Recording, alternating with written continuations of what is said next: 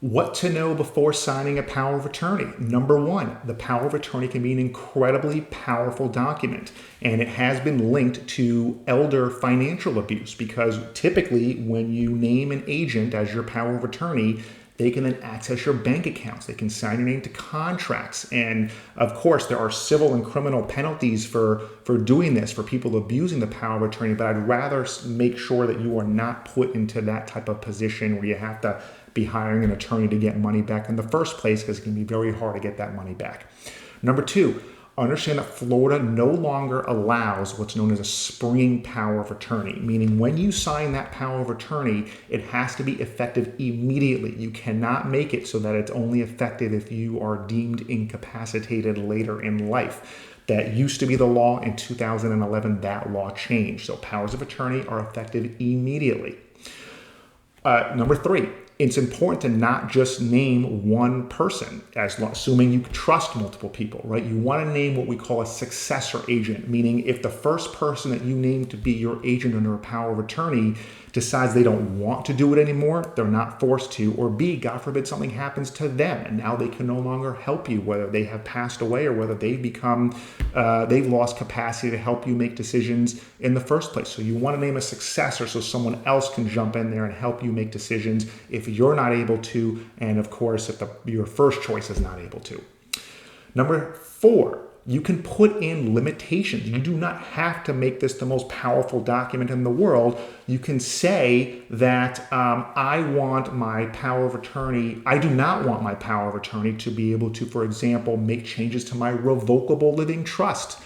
Because I only want my successor trustee to do that, or I want my power of attorney to be able to access my bank account, but I don't want them to access my brokerage account for whatever reason.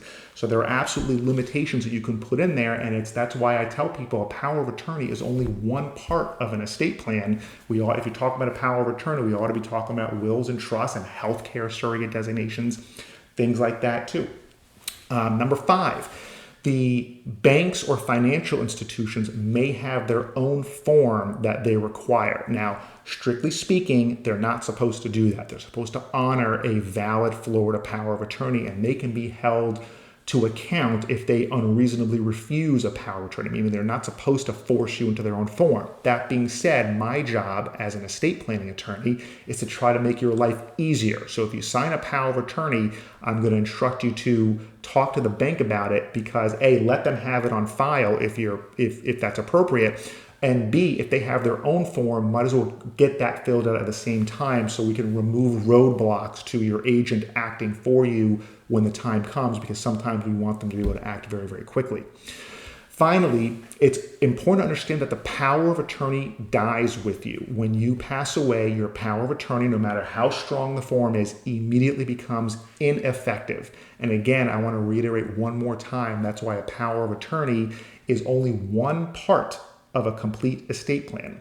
After you pass away, your agent cannot do these things. This is where trusts get involved, right? Because the trust, the revocable living trust that we create for you survives you. It continues living even if you don't. The power of attorney, impossible to make that happen. So again, these are important items to know. There's certainly more to it. Powers of attorney can be incredibly important. They can really be complex documents. I urge you to not rely on free forms you find on the internet. Those are often problematic for many reasons. I've got other videos that explain why. If you'd like to talk about your power of attorney, estate planning, Medicaid planning, probate avoidance, please give our office a call. We're happy to serve you anywhere in the state of Florida. Have a great day. Thanks for watching.